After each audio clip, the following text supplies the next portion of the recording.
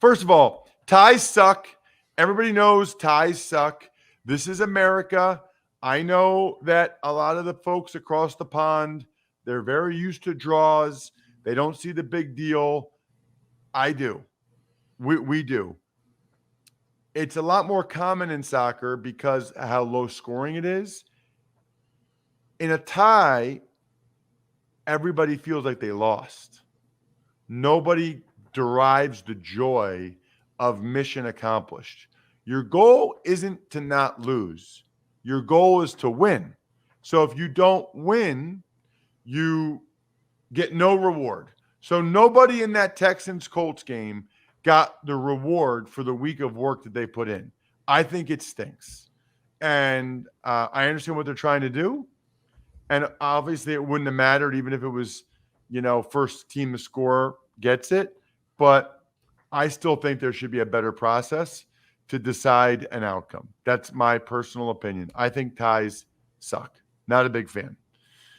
I also think we saw again, and Brian, I talked about this a lot over the years, just how important kickers are. And actually, we saw in the Bengals-Steelers game just how important long snappers are as well.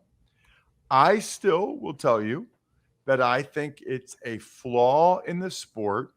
And yes, I know a lot of you have heard this before, but we always get new listeners. We get new people checking us out at youtube.com/Ross Tucker NFL.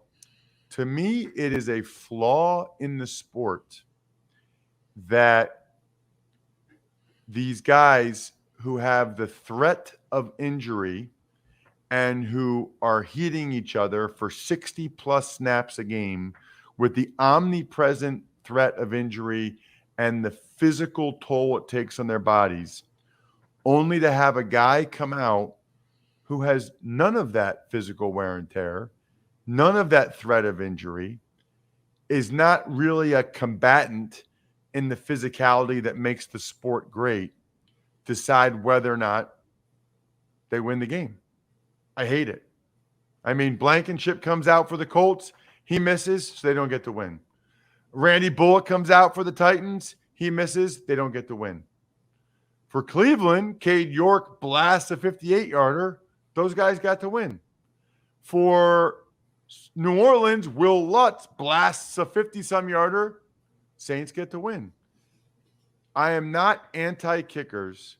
I'm anti-kicking because of how often it determines the outcome of games with someone doing something that's totally foreign to what everybody else is doing the entire rest of the contest. I don't like it.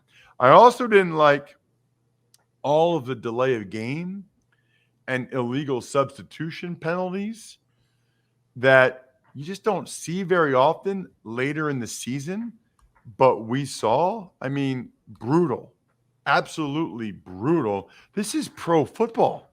This is the NFL, and you're seeing things happen that shouldn't even happen in high school football, like multiple delay games, multiple illegal substitution penalties. And I don't know whether it cost teams the game or not, but it might want to make them reconsider some of these teams playing some of their guys a little bit more in preseason because it's unacceptable.